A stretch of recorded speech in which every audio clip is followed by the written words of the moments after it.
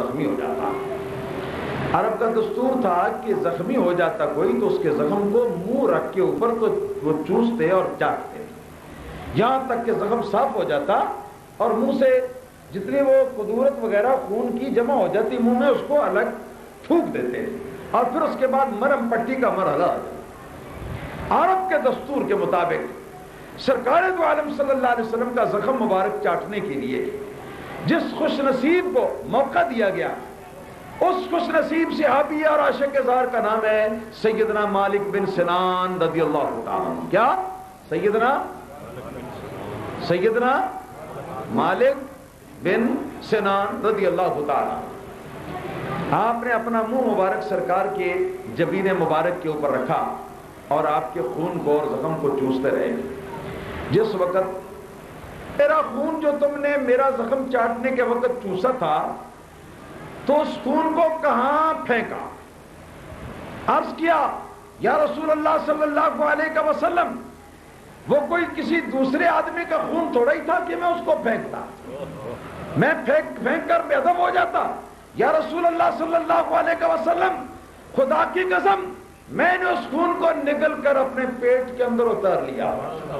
میں نے اس کو نیچے پھینکا نہیں. سرکار دو عالم صلی اللہ تعالی علیہ وسلم نے سن کر یہ ارشاد فرمایا کہ ابشر فقد احرزت بطنک من الوجع وفی روایت من النار. آپ نے فرمایا کہ مبارک ہو اے مالک کہ تو نے میرے خون کا گھونٹ اپنے پیٹ کے اندر بھر کر کے اپنے پیٹ کو بیماریوں سے محفوظ کر لیا ہے اور اپنے وجود کو جہنم کی آگ سے محفوظ کر لیا. پہلے تو یہ بات رکھیے کہ یہ خون تھا نا، کیا تھا بھائی؟ بولو کیا تھا؟ خون. اور خون کے بارے میں جانتے ہو قرآن کیا کہتا؟ انما حرم علیکم المیتۃ والدم، کہ حرام کیا تم پر مردار بھی اور حرام کیا تم پر خون بھی. خون حرام ہے نا،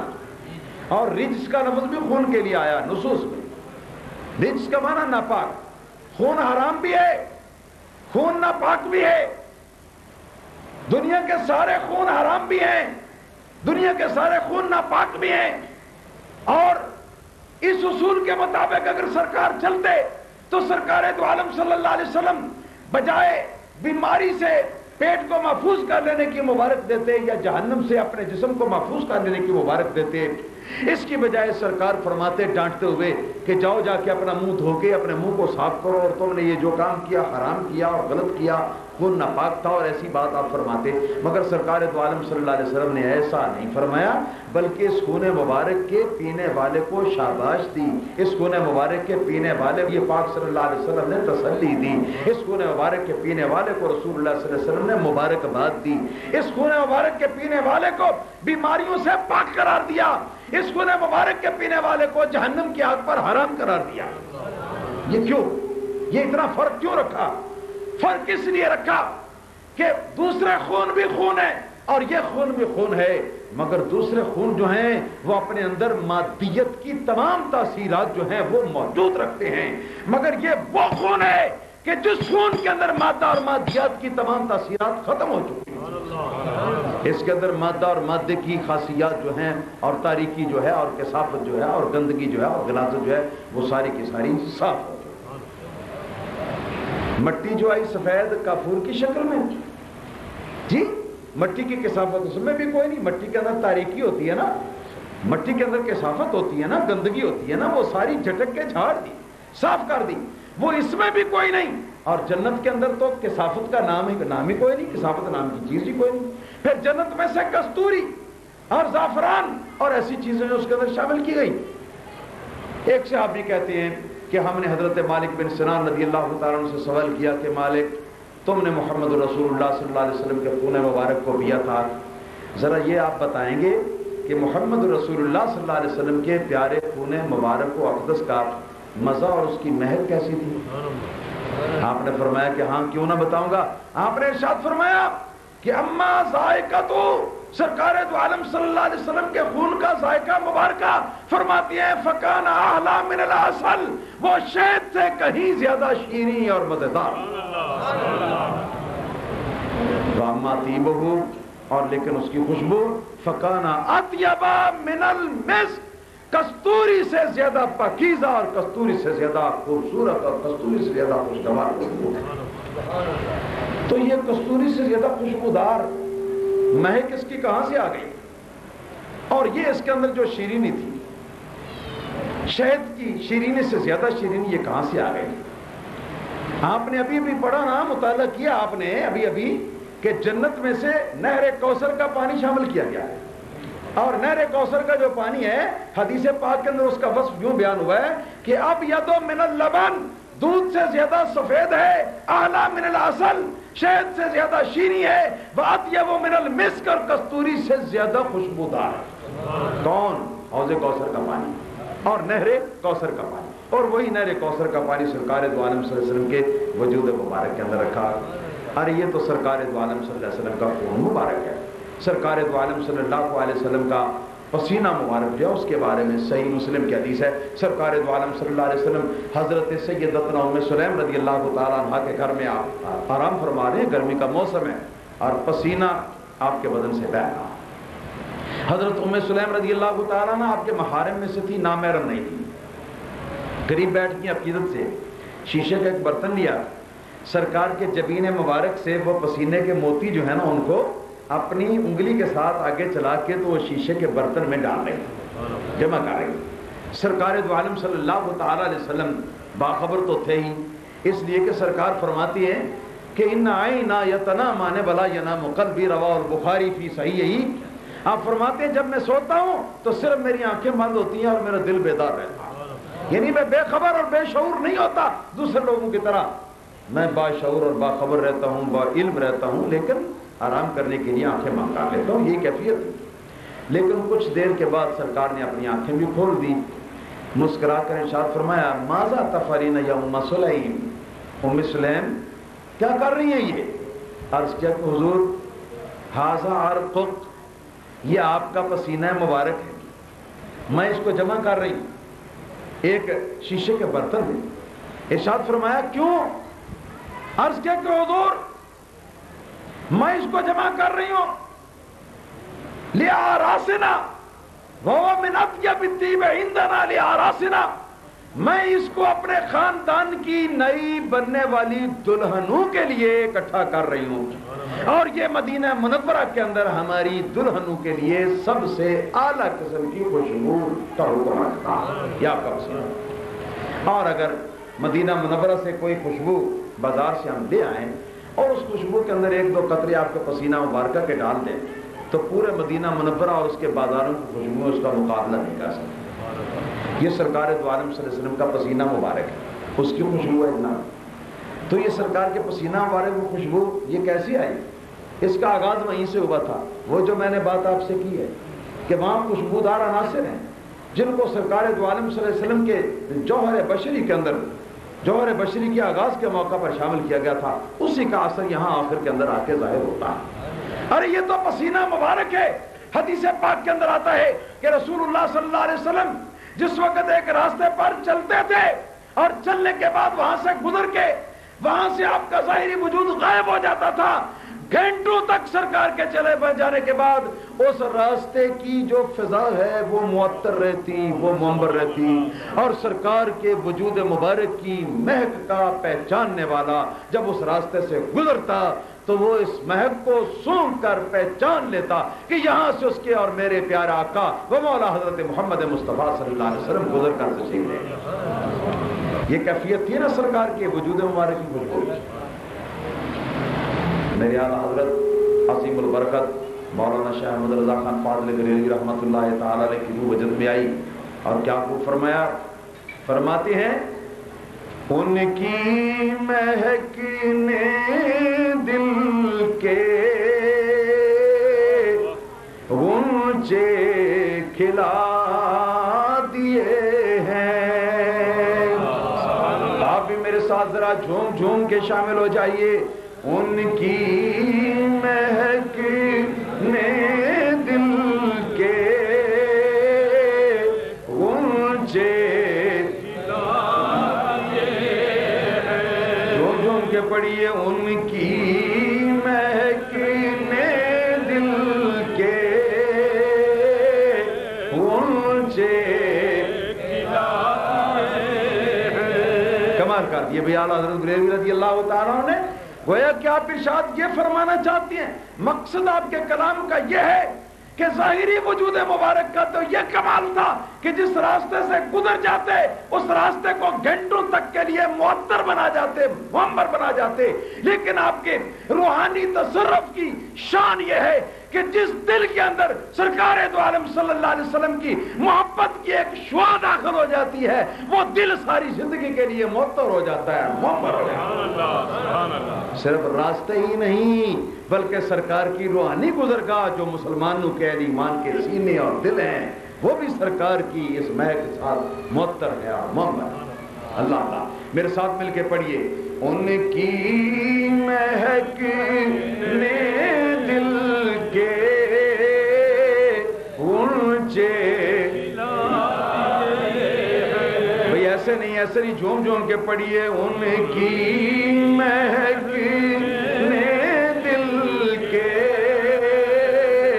ان کی مہک نے دل کے، ذرا دل پر رکھو نا. ان کی مہک نے دل کے گنچے کھلا دیے ہیں، جس راہ چل گئے ہیں کوچے بسا دیے ہیں. یہ سرکار دو عالم صلی اللہ تعالی علیہ وسلم کی بوئے مبارک بدن مبارک ہوئی. اور یہ تو خون کی بات ہو رہی تھی، اور ابھی یہ پسینے کی بات ہو گئی، اور ابھی یہ بدن سے لگ کر گزرنے والی ہوا کی بات تھی جی. اور جن صحابہ کرام رضوان اللہ تعالی علیہم اجمعین نے سرکار دو عالم صلی اللہ علیہ وسلم کے پیشاب مبارک کا ملاحظہ فرمایا ہے، وہ فرماتے ہیں کہ سرکار دو عالم صلی اللہ علیہ وسلم کے پیشاب مبارک کے اندر بھی کستوری سے خوبصورت اور عمدہ خوشبو پائی جاتی ہے. حضرت ام المومنین عائشہ صدیقہ رضی اللہ تعالیٰ عنہ کی روایت کئی سندوں کے ساتھ، جن میں سے 7-8 سندوں کا حوالہ امام سیوطی نے اپنی کتاب الخصائص الکبریٰ کے اندر بیان کیا ہے.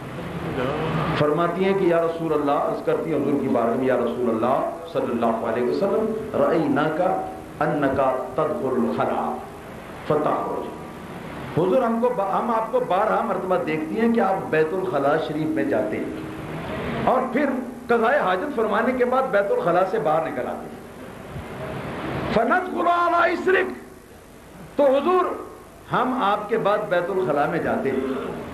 فلا نرى شيئا من القذر،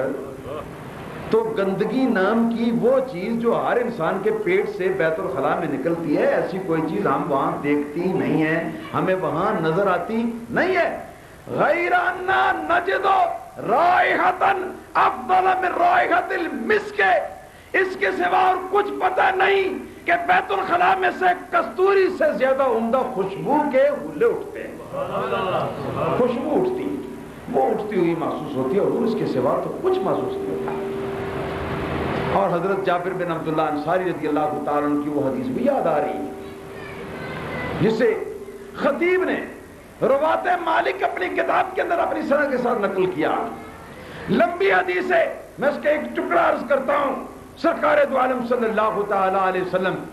جنگل میں تشریف لے جاتے ہیں، حضرت جابر بن عبداللہ انصاری ساتھ ہیں. وہ فرماتے ہیں کہ سفر کے دوران میں نے 3 سرکار کے اتنے عظیم معجزے دیکھے کہ اگر سرکار قرآن کو لے کر نہ آتے تو بھی ان 3 معجزوں کے بنا پر میں سرکار کے اوپر ایمان لاتا.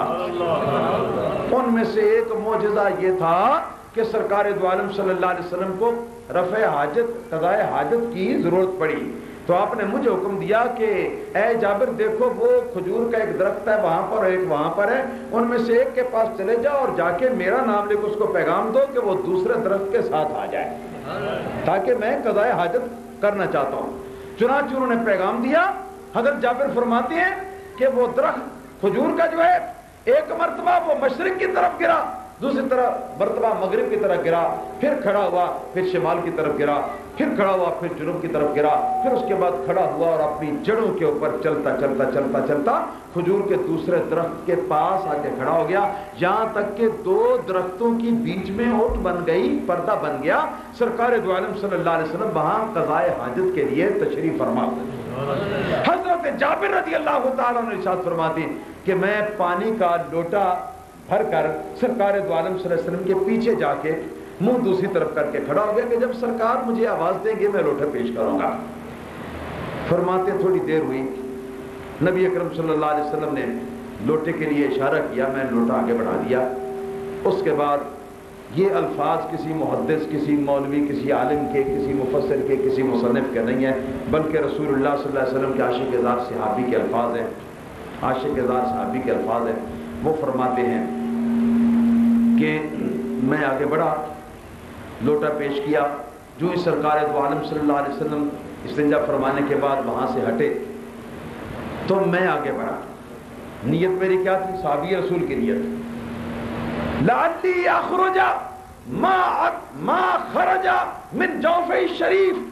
آپ فرماتے ہیں کہ میں حضور کی محبت میں دیوانہ تھا، حضور کی محبت کا فرزانہ تھا، میرا دل یہ چاہ رہا تھا جو کچھ سرکار دو عالم صلی اللہ علیہ وسلم کے بدن مبارک سے نکلا ہو میں جلدی سے آگے جا کے اس کو تبرک کے طور پر تناول کر لوں، اس کو کھا لوں،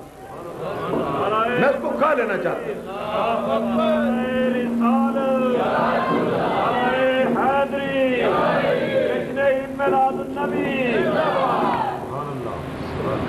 تاکہ میں اس کو کھا لوں جو سرکار کے بدن مبارک سے نکلا ہے۔ فرماتے ہیں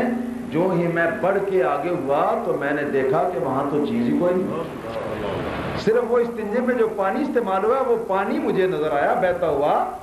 اس کے علاوہ کوئی چیز مجھے نظر نہیں آئی۔ میں نے عرض کیا کہ یا رسول اللہ صلی اللہ تعالیٰ علیہ وسلم، کیا آپ نے قضائے حاجت بڑی نہیں فرمائی؟ میں نے فرمایا کہ ہاں کی ہے۔ تو عرض کیا کہ حضور پھر آپ کا پاخانہ مبارک کہاں ہے؟ مجھے تو نظر نہیں آیا۔ آپ نے فرمایا اما تعلم یا جابر انا معاشر الانبیاء تنبت اجسادنا علی ارواح اہل الجنت فما خرج منا ابتلات الارض۔ آپ نے فرمایا کہ جابر تم نہیں جانتے کہ ہمارے وجود کون سے جوہر کے اوپر پروان چڑھتے ہیں، ہمارے وجود کون سے جوہر کے اوپر نشو و نما پاتے ہیں۔ ہمارے وجودوں کی کیفیت یہ ہے کہ جو چیز باہر سے ہمارے وجود کے اندر آتی ہے صاف اور شفاف ہوتی ہے اگرچہ، لیکن خوشبودار نہیں ہوتی، ہمارے بدن کے اندر پہنچتی ہے خوشبودار ہو جاتی ہے، اور پھر اس کے بعد ہمارے وجود سے جب باہر خارج ہوتی ہے تو کوئی انسان اس کو دیکھ نہیں پاتا، بلکہ زمین پھٹ جاتی ہے اور پھٹ کے اس کو نگل جاتی ہے، تبرک کے طور پر نگل جاتی ہے۔ زمین جابر اس کو نگل گئی۔ عرض کیا کہ حضور میں نے وہاں کستوری سے زیادہ پاکیزہ خوشبو محسوس کیا۔ آپ نے فرمایا ہاں یہ اسی کی تھی۔ تو یہ ساری باتیں ذرا یہ سرکار کے ظہور آخری جو ہے اس کی ذرا اپنے سامنے رکھیے، اور پھر وہ ابتدا جہاں سے آپ کا جوہر مبارک جو ہے وہ تیار کیا گیا جن اجزاء سے، تو ان اجزاء کو ذرا آپ سامنے رکھیے تو آپ کو پتہ چلے گا کہ ابتدا اور یہ انتہا اور آغاز اور یہ اخیر جو ہے یہ کس قدر ان کے درمیان توافق ہے، کس قدر ان کے درمیان ہم مثلیت ہے، اور کس قدر ان دونوں کے درمیان تعلق اور کس قدر ربط و معلوم ہے۔ تو فرمایا لقد جاءکم رسول من انفسکم، تمہارے پاس رسول عظیم صلی اللہ علیہ وسلم تشریف لائے جو تم سب میں سے زیادہ نفیس ہے، حقیقت نوریہ کے اعتبار سے بے مثل، اس کی تو مثال ہی کوئی نہیں، مگر اے بنی نو انسان، اے بشریت کے دعوے داروں اور بشر ہونے کے دعوے داروں، جو سرکار کو ہم نے بشریت کا لباس عطا فرمایا ہے اس کا جوہر بھی بے مثال اور نفیس ترین ہے، اور اس جوہر کا جو ظہور آخری ہے وہ بھی بے مثل اور بے مثال ہے، اور اس کی بھی مثال نفاست کے اندر تمہارے اندر کسی کے اندر پائی نہیں۔ سرکار دو عالم صلی اللہ علیہ وسلم کے جسم مبارک کے اندر صفائی اور خوبصورتی اور کیا نام ہے روشنی کا عالم یہ تھا کہ سرکار کے بصاف اکثر و بیشتر فرمایا کرتے تھے کان صلی اللہ علیہ وسلم اذا تبسم و اذا ضحک یتلألأ منہ الجدران۔ پیارے آقا صلی اللہ علیہ وسلم جس وقت ہنستے تھے تو آپ کے منہ مبارک سے نکلنے والی وہ جو سانس کی ہوا ہوتی ہے اس کی روشنی کی وجہ سے اور مبارک دانتوں کی چمک کی وجہ سے گرد و پیش کے در و دیوار چمک ہوتا ہے، در و دیوار عبداللہ بن عباس رضی اللہ تعالیٰ عنہ فرماتے ہیں کہ ما قام رسول اللہ صلی اللہ علیہ وسلم مع سراج الا غلب ضوءه ضوءها، نبی پاک صلی اللہ علیہ وسلم جب بھی چراغ کے پاس بیٹھتے، یہ چراغ کے پاس کھڑے ہوتے تو چراغ کی روشنی ماند ہو جاتی، سرکار دو عالم صلی اللہ علیہ وسلم کے وجود مبارک کی روشنی اس پر غالب آئی۔ یہ کیا تھا؟ یہ وہی جوہر بشریت جو تھا ابتدا کا، اس کے اندر جو صفائی نور کے اندر بسا کر رکھی گئی اور کی گئی، وہ تصفیہ تھا، وہ تزکیہ تھا، اور وہ روشنی تھی، اور وہ نور تھا، اور وہ اس کی چمک تھی اور اس کی تمک تھی۔ میں اتنی الفاظ کے اوپر اس قصے کو میں سمیٹتے ہوئے بس کرتا ہوں۔ اللہ تعالیٰ کی بارگاہ میں دعا ہے کہ اللہ تعالیٰ ہمیں اپنے پیارے محبوب صلی اللہ علیہ وسلم کی بے مثلیت ہر شان کو، بے مثل ہر شان کو بے مثل انداز میں سمجھنے کی توفیق عطا فرمائے، اور اللہ تعالیٰ نبی کریم صلی اللہ تعالیٰ علیہ وسلم کے مبارک دین سے ہمیں بھرپور فائدہ اٹھانے اور اس کی حفاظت کرنے اور اس کی اشاعت کرنے کی توفیق عطا فرمائے۔ وآخر دعوانا الحمدللہ۔ میرا زخم چاٹنے کے وقت چوسا تھا تو اس خون کو کہاں پھینکا؟ عرض کیا یا رسول اللہ صلی اللہ علیہ وسلم، وہ کوئی کسی دوسرے آدمی کا خون تھوڑا ہی تھا کہ میں اس کو پھینکتا، میں پھینک کر بے ادب ہو جاتا۔ یا رسول اللہ صلی اللہ علیہ وسلم، خدا کی قسم میں نے اس خون کو نگل کر اپنے پیٹ کے اندر اتار لیا، میں نے اس کو نیچے پھینکا نہیں۔ سرکار دو عالم صلی اللہ تعالی علیہ وسلم نے سن کر یہ ارشاد فرمایا کہ ابشر فقد احرزت بطنک من الوجع وفی روایت من النار، آپ نے فرمایا کہ مبارک ہو اے مالک کہ تو نے میرے خون کا گھونٹ اپنے پیٹ کے اندر بھر کر کے اپنے پیٹ کو بیماریوں سے محفوظ کر لیا ہے اور اپنے وجود کو جہنم کی آگ سے محفوظ کر لیا۔ پہلے تو یہ بات رکھیے کہ یہ خون تھا نا، کیا تھا بھائی؟ بولو کیا تھا؟ خون۔ اور خون کے بارے میں جانتے ہو قرآن کیا کہتا ہے؟ انما حرم علیکم المیتۃ والدم، کہ حرام کیا تم پر مردار بھی اور حرام کیا تم پر خون بھی۔ خون حرام ہے نا، اور رجس کا لفظ بھی خون کے لیے آیا نصوص میں۔ رجس کا معنی ناپاک، خون حرام بھی ہے، خون ناپاک بھی ہے۔ دنیا کے سارے خون حرام بھی ہیں، دنیا کے سارے خون ناپاک بھی ہیں، اور اس اصول کے مطابق اگر سرکار چلتے تو سرکار دو عالم صلی اللہ علیہ وسلم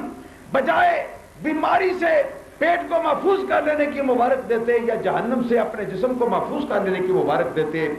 اس کی بجائے سرکار فرماتے ڈانٹتے ہوئے کہ جاؤ جا کے اپنا منہ دھو کے اپنے منہ کو صاف کرو، اور تم نے یہ جو کام کیا حرام کیا اور غلط کیا، خون ناپاک تھا، اور ایسی بات آپ فرماتے۔ مگر سرکار دو عالم صلی اللہ علیہ وسلم نے ایسا نہیں فرمایا، بلکہ اس خون مبارک کے پینے والے کو شاباش دی، اس خون مبارک کے پینے والے کو نبی پاک صلی اللہ علیہ وسلم نے تسلی دی، اس خون مبارک کے پینے والے کو رسول اللہ صلی اللہ علیہ وسلم نے مبارکباد دی، اس خون مبارک کے پینے والے کو بیماریوں سے پاک قرار دیا، اس خون مبارک کے پینے والے کو جہنم کی آگ پر حرام قرار دیا۔ یہ کیوں؟ یہ اتنا فرق کیوں رکھا؟ فرق اس لیے رکھا کہ دوسرے خون بھی خون ہے اور یہ خون بھی خون ہے، مگر دوسرے خون جو ہیں وہ اپنے اندر مادیت کی تمام تاثیرات جو ہیں وہ موجود رکھتے ہیں، مگر یہ وہ خون ہے کہ جس خون کے اندر مادہ اور مادیات کی تمام تاثیرات ختم ہو چکی ہیں۔ اس کے اندر مادہ اور مادے کی خاصیات جو ہیں اور تاریکی جو ہے اور کثافت جو ہے اور گندگی جو ہے اور غلاظت جو ہے وہ ساری کی ساری صاف ہو۔ مٹی جو آئی سفید کافور کی شکل میں، جی مٹی کی کثافت اس میں بھی کوئی نہیں، مٹی کے اندر تاریکی ہوتی ہے نا، مٹی کے اندر کثافت ہوتی ہے نا، گندگی ہوتی ہے نا، وہ ساری جھٹک کے جھاڑ دی، صاف کر دی، وہ اس میں بھی کوئی نہیں۔ اور جنت کے اندر تو کثافت کا نام ہی کوئی نہیں، کثافت نام کی چیز ہی کوئی نہیں۔ پھر جنت میں سے کستوری اور زعفران اور ایسی چیزیں جو اس کے اندر شامل کی گئی۔ ایک صحابی کہتے ہیں کہ ہم نے حضرت مالک بن سنان رضی اللہ تعالیٰ عنہ سے سوال کیا کہ مالک تم نے محمد رسول اللہ صلی اللہ علیہ وسلم کے خون مبارک کو پیا تھا، ذرا یہ آپ بتائیں گے کہ محمد رسول اللہ صلی اللہ علیہ وسلم کے پیارے خون مبارک و اقدس کا مزہ اور اس کی مہک کیسی تھی؟ آپ نے فرمایا کہ ہاں کیوں نہ بتاؤں گا۔ آپ نے ارشاد فرمایا کہ اما ذائقہ، سرکار دو عالم صلی اللہ علیہ وسلم کے خون کا ذائقہ مبارکہ فرماتی ہیں فکان احلی من العسل، وہ شہد سے کہیں زیادہ شیریں اور مزیدار۔ اما طیبہ، اور لیکن اس کی خوشبو فکانا اطیب من المسک، کستوری سے زیادہ پاکیزہ اور کستوری سے زیادہ خوبصورت اور کستوری سے زیادہ خوشگوار خوشبو ہے۔ تو یہ کستوری سے زیادہ خوشبودار مہک اس کی کہاں سے آ گئی؟ اور یہ اس کے اندر جو شیرینی تھی، شہد کی شیرینی سے زیادہ شیرینی، یہ کہاں سے آ گئی؟ آپ نے ابھی ابھی پڑھا نا، مطالعہ کیا آپ نے ابھی کہ جنت میں سے نہر کوثر کا پانی شامل کیا گیا ہے، اور نہر کوثر کا جو پانی ہے حدیث پاک کے اندر اس کا وصف یوں بیان ہوا ہے کہ ابیض من اللبن، دودھ سے زیادہ سفید ہے، اعلی من العسل، شہد سے زیادہ شیریں ہے، واطیب من المسک، اور کستوری سے زیادہ خوشبودار ہے۔ کون؟ حوض کوثر کا پانی اور نہر کوثر کا پانی، اور وہی نہر کوثر کا پانی سرکار دو عالم صلی اللہ علیہ وسلم کے وجود مبارک کے اندر رکھا۔ ارے یہ تو سرکار دو عالم صلی اللہ علیہ وسلم کا خون مبارک ہے، سرکار دو عالم صلی اللہ علیہ وسلم کا پسینہ مبارک جو ہے، اس کے بارے میں صحیح مسلم کی حدیث ہے، سرکار دو عالم صلی اللہ علیہ وسلم حضرت سیدتنا ام سلیم رضی اللہ تعالیٰ عنہ کے گھر میں آپ آرام فرما رہے ہیں، گرمی کا موسم ہے اور پسینہ آپ کے بدن سے بہہ رہا۔ حضرت ام سلیم رضی اللہ تعالیٰ عنہ آپ کے محارم میں سے تھی، نامحرم نہیں تھی، قریب بیٹھ کی عقیدت سے شیشے کا ایک برتن لیا، سرکار کے جبین مبارک سے وہ پسینے کے موتی جو ہے نا ان کو اپنی انگلی کے ساتھ آگے چلا کے تو وہ شیشے کے برتن میں ڈال رہی، جمع کر رہی۔ سرکار دو عالم صلی اللہ تعالیٰ علیہ وسلم باخبر تو تھے ہی، اس لیے کہ سرکار فرماتی ہے کہ ان عینا یتنامان ولا ینام قلبی، رواہ البخاری فی صحیحہ۔ آپ فرماتے ہیں جب میں سوتا ہوں تو صرف میری آنکھیں بند ہوتی ہیں اور میرا دل بیدار رہتا ہے، یعنی میں بے خبر اور بے شعور نہیں ہوتا دوسرے لوگوں کی طرح، میں باشعور اور باخبر رہتا ہوں، با علم رہتا ہوں، لیکن آرام کرنے کے لیے آنکھیں بند کر لیتا ہوں، یہ کیفیت ہے۔ لیکن کچھ دیر کے بعد سرکار نے اپنی آنکھیں بھی کھول دی، مسکرا کر ارشاد فرمایا ماذا تفعلین یا ام سلیم، ام سلیم کیا کر رہی ہیں؟ یہ عرض کیا کہ حضور ھذا عرقک، یہ آپ کا پسینہ مبارک ہے، میں اس کو جمع کر رہی ہوں ایک شیشے کے برتن میں۔ ارشاد فرمایا کیوں؟ عرض کیا کہ حضور میں اس کو جمع کر رہی ہوں لِآرَاسِنَا وَهُوَ مِنْ أَطْيَبِ الطِّيبِ عِنْدَنَا لِآرَاسِنَا، میں اس کو اپنے خاندان کی نئی بننے والی دلہنوں کے لیے اکٹھا کر رہی ہوں، اور یہ مدینہ منورہ کے اندر ہماری دلہنوں کے لیے سب سے اعلیٰ قسم کی خوشبو کا حکم رکھتا ہے، یہ آپ کا پسینہ۔ اور اگر مدینہ منورہ سے کوئی خوشبو بازار سے ہم لے آئیں اور اس خوشبو کے اندر ایک دو قطرے آپ کے پسینہ مبارکہ کے ڈال دیں تو پورے مدینہ منورہ اور اس کے بازاروں کی خوشبو اس کا مقابلہ نہیں کر سکتی۔ یہ سرکار دو عالم صلی اللہ علیہ وسلم کا پسینہ مبارک ہے، اس کی خوشبو ہے اتنا۔ تو یہ سرکار کے پسینہ مبارک کی خوشبو یہ کیسی آئی؟ اس کا آغاز وہیں سے ہوا تھا، وہ جو میں نے بات آپ سے کی ہے کہ وہاں خوشبودار عناصر ہیں جن کو سرکار دو عالم صلی اللہ علیہ وسلم کے جوہر بشری کے اندر، جوہر بشری کے آغاز کے موقع پر شامل کیا گیا تھا، اسی کا اثر یہاں آخر کے اندر آ کے ظاہر ہوتا ہے۔ ارے یہ تو پسینہ مبارک ہے۔ حدیث پاک کے اندر آتا ہے کہ رسول اللہ صلی اللہ علیہ وسلم جس وقت ایک راستے پر چلتے تھے اور چلنے کے بعد وہاں سے گزر کے وہاں سے آپ کا ظاہری وجود غائب ہو جاتا تھا، گھنٹوں تک سرکار کے چلے بہ جانے کے بعد اس راستے کی جو فضا ہے وہ معطر رہتی، وہ منبر رہتی، اور سرکار کے وجود مبارک کی مہک کا پہچاننے والا جب اس راستے سے گزرتا تو وہ اس مہک کو سونگھ کر پہچان لیتا کہ یہاں سے اس کے اور میرے پیارے آقا و مولا حضرت محمد مصطفیٰ صلی اللہ علیہ وسلم گزر کر تشریف لے گئے۔ یہ کیفیت تھی نا سرکار کے وجود مبارک کی خوشبو۔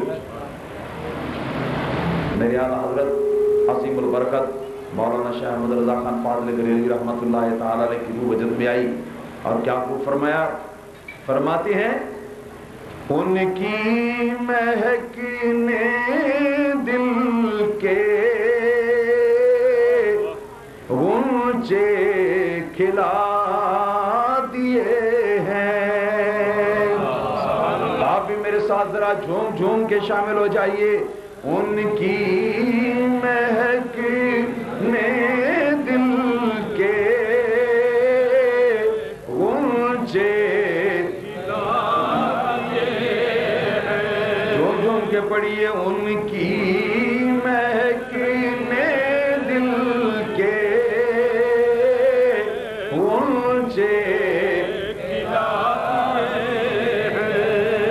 ارشاد یہ بھی اعلیٰ حضرت بریلوی رضی اللہ تعالیٰ نے گویا کہ آپ ارشاد یہ فرمانا چاہتی ہیں، مقصد آپ کے کلام کا یہ ہے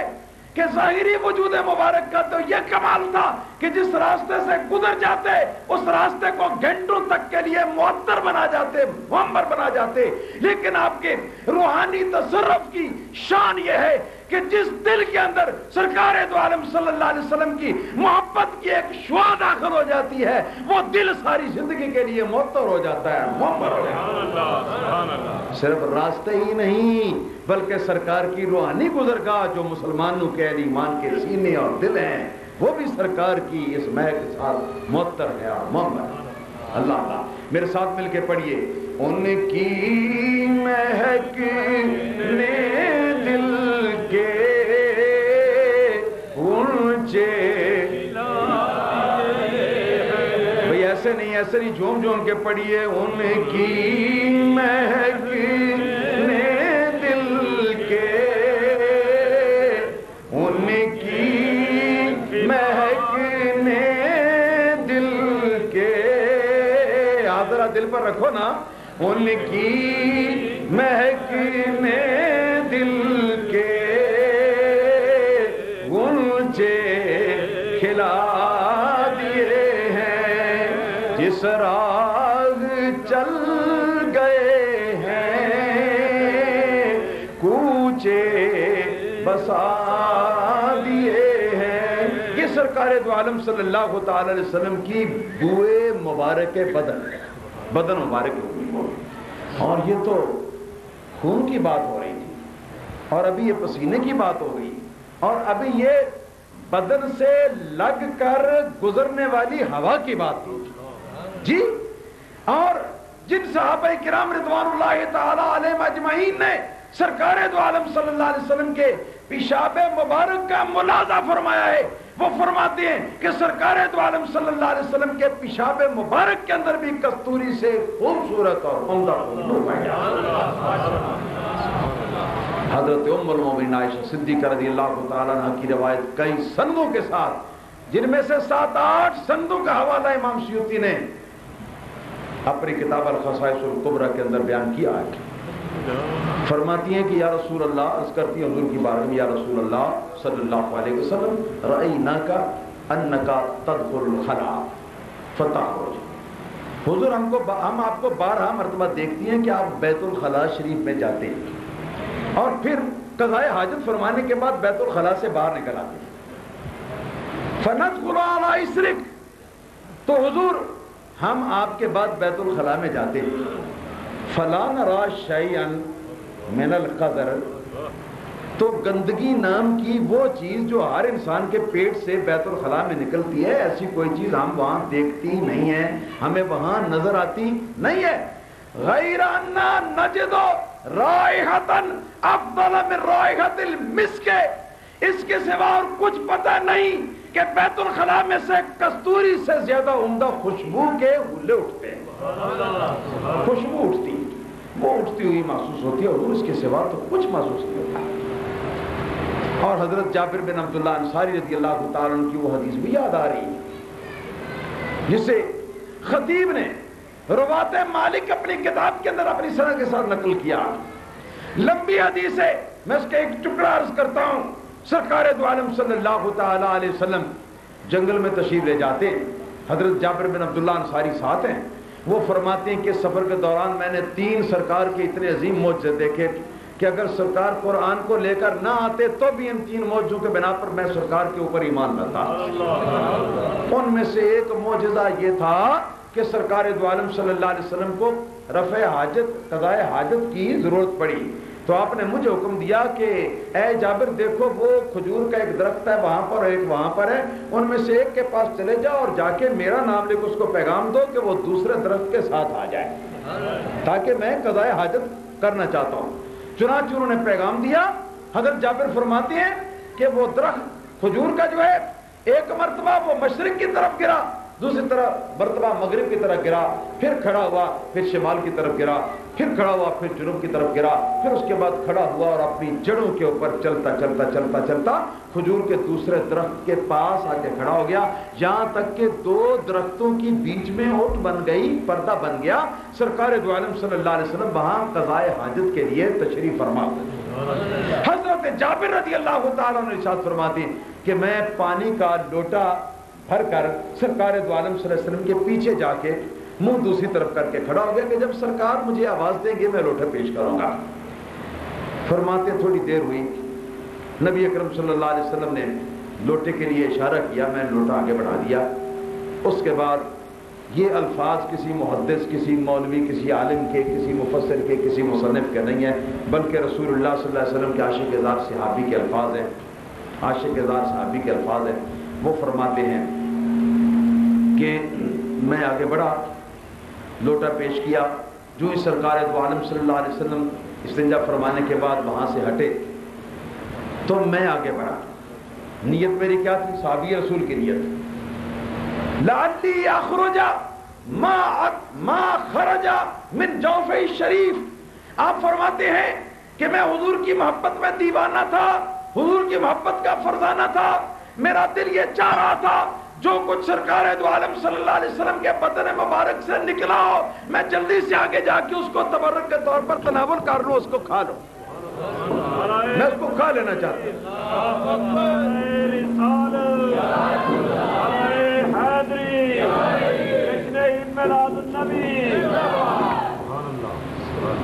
تاکہ میں اس کو کھا لوں جو سرکار کے بدن مبارک سے نکلا ہے۔ فرماتے ہیں جو ہی میں بڑھ کے آگے ہوا تو میں نے دیکھا کہ وہاں تو چیز ہی کوئی نہیں، صرف وہ استنجے میں جو پانی استعمال ہوا وہ پانی مجھے نظر آیا بہتا ہوا، اس کے علاوہ کوئی چیز مجھے نظر نہیں آئی۔ میں نے عرض کیا کہ یا رسول اللہ صلی اللہ تعالی علیہ وسلم، کیا آپ نے قضائے حاجت بڑی نہیں فرمائی؟ میں نے فرمایا کہ ہاں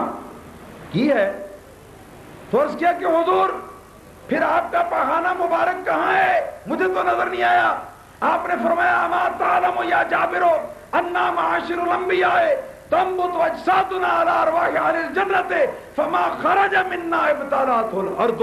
آپ نے فرمایا کہ جابر تم نہیں جانتے کہ ہمارے وجود کون سے جوہر کے اوپر پروان چڑھتے ہیں، ہمارے وجود کون سے جوہر کے اوپر نشو و نما پاتے ہیں۔ ہمارے وجودوں کی کیفیت یہ ہے کہ جو چیز باہر سے ہمارے وجود کے اندر آتی ہے صاف اور شفاف ہوتی ہے اگرچہ، لیکن خوشبودار نہیں ہوتی، ہمارے بدن کے اندر پہنچتی ہے خوشبودار ہو جاتی ہے، اور پھر اس کے بعد ہمارے وجود سے جب باہر خارج ہوتی ہے تو کوئی انسان اس کو دیکھ نہیں پاتا،